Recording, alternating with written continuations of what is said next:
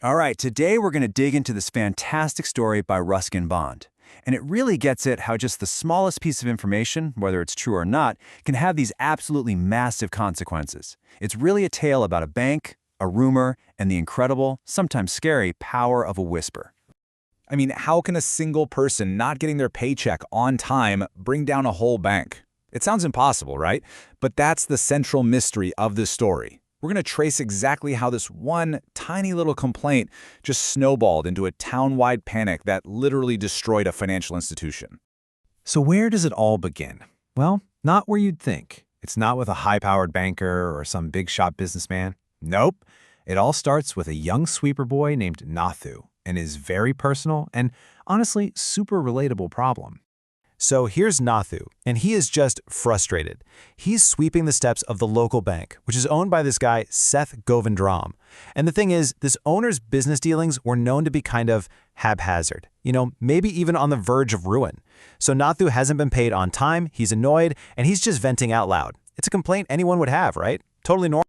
And this right here is the critical moment. His complaint isn't just shouted into the void. Nope. It's overheard by Sitaram, the washerman's son, who's just making his deliveries. And boom, just like that, a private frustration becomes public information. The very first seed of this whole mess is sown. Once that seed is planted, it really doesn't take much for it to sprout and just grow into something wild and completely uncontrollable. This is where the story really, really takes off.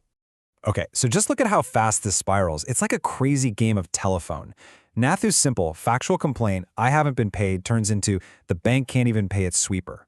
Then that gets twisted into the bank can't pay any of its employees. And from there, it's a really short leap to the bank is about to collapse. And finally, the ultimate distortion, the bank has already collapsed. I mean, wow. Each person just adds their own little spice, their own bit of exaggeration, and it completely changes the story. And yeah, it spread like an absolute wildfire. This wasn't some slow burn, not at all. The rumor literally jumped from the general store to a tea shop, then to the tailor, the fruit vendor, even the local beggar got in on it. It became the only thing anyone in the entire town was talking about. And this is where pure speculation takes over. See, the bank owner, Seth Govind Ram, just happens to be out of town on holiday. Perfectly normal, right? But in the middle of this rumor storm, his absence isn't seen as a vacation. Oh no, it's seen as absolute proof that he's fled the country. People are just filling in the blanks with their absolute worst fears. Okay, this is the tipping point. This is the moment when all that talk turns into real action, and a simple piece of town gossip transforms into genuine collective hysteria. Now you have to understand, for a quiet town like this kind of chaos was completely unheard of. People who had money in the bank, and hey, even some who didn't, they all rushed to the building. Suddenly, the rumor wasn't just a story anymore. It felt like a real, immediate threat to their savings, to their lives. And at this point, reason just goes right out the window. You've got a bank clerk inside trying to get some facts, basically saying, hey, I don't know anything about this. Everybody seems to have gone mad. But his attempt at logic, it's completely drowned out by the roar of the crowd. Their fear was just so much louder than any facts he could offer. So yeah, the mood turns ugly fast. The crowd is absolutely convinced they're about to lose everything, and they start demanding their money. And they're not willing to wait. The poor bank manager tries to calm them down, telling them, hey, we have plenty of cash, but it's too late. The mob's panic has already turned into pure anger. And so, the rumor becomes a self-fulfilling prophecy. The fear of the bank collapsing is the very thing that causes it to break. It's a tragic irony, really. And then it happens. The point of no return. A brick comes flying through the air and just smashes the plate glass window. And now you have mischief makers, people who don't even have an account at the bank, joining in on the chaos just for the thrill of it. The whole thing just devolves into a full-blown riot. The bank, it's physically broken. And here's where the story comes completely full circle. The very next morning, amidst all the broken glass and the debris, who shows up for work? Our guy, Nathu, the unwitting catalyst of this entire disaster, and he is completely 100% unaware of the chaos he's caused.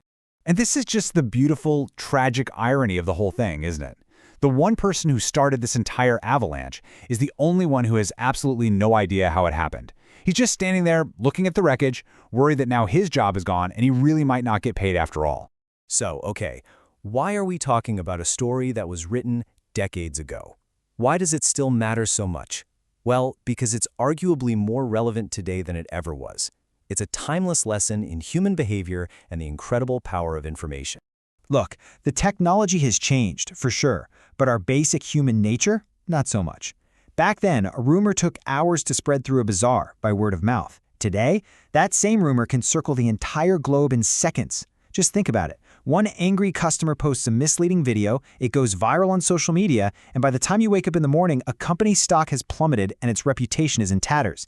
The medium is way faster, the reach is way wider, but the result? Panic, chaos, and destruction. Based on a story, it's exactly the same. Honestly, this story is like a masterclass in the bugs in our own mental software.